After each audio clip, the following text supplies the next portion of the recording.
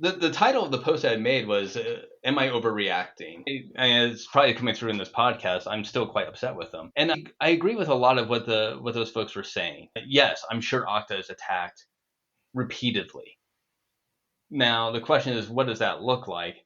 If they are attacked so often to the point that people have access to the super user program that it's such a non-event for them, like that's an everyday event, then holy cow, right? Like seriously, if that's every day for Okta, then we have something way bigger to talk about here. I'm guessing that's not the case. I'm guessing this was a significant event for and downplaying that I don't buy.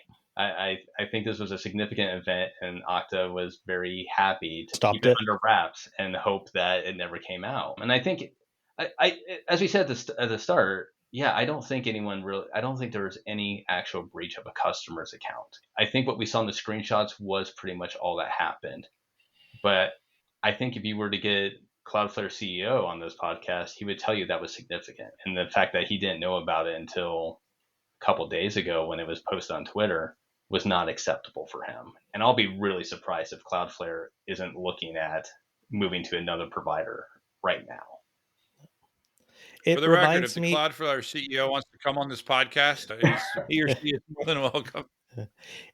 This kind of reminds me like how bad it could be of, I don't know if you both recall the RSA hack that happened many years ago, Mm-hmm. where the root key was compromised, because that's almost what could have happened to Okta, except in the case of Okta, there's no hardware fobs, right? So again, I think Okta does absolutely deserve some praise here. Despite giving the super user application a really stupid name, this tier 2 support engineer didn't have the ability to reset the password to something that he would know. If that were a Right. scenario, if the attacker could have gone in and made the password, then this would have been a And much bigger deal. subsequently deactivating MFA, right? Yeah, So reset absolutely. the password to what you want and subsequently deactivating MFA, you're in. Yeah, and if you start thinking about how many customers Okta has and what Okta actually does, where I'm logging into, you know, if they had access to the FedRAMP, if they were able to get into government systems that way. But Zoom, for example, if they were able to get into the Zoom Okta page, what applications would they be able to get into? I can tell you from my company,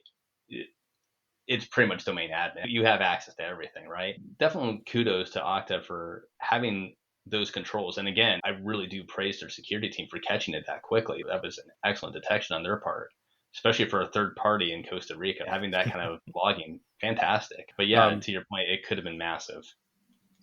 Yeah, this I do think I like that, even though we agree it's a weird name, it does appear that they did employ the concept of least privilege, right? There's a reason that they have the ability for a support person to do the password reset, because sometimes customers get locked out of their accounts. There's no other way to do that, but they at So I least need did to it interrupt in the because I least. disagree. You disagree?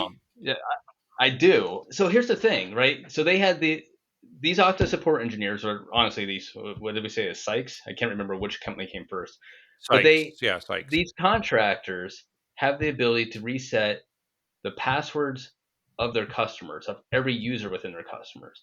And if Okta is your identity provider, that is where your accounts live, they are the source of truth, then maybe.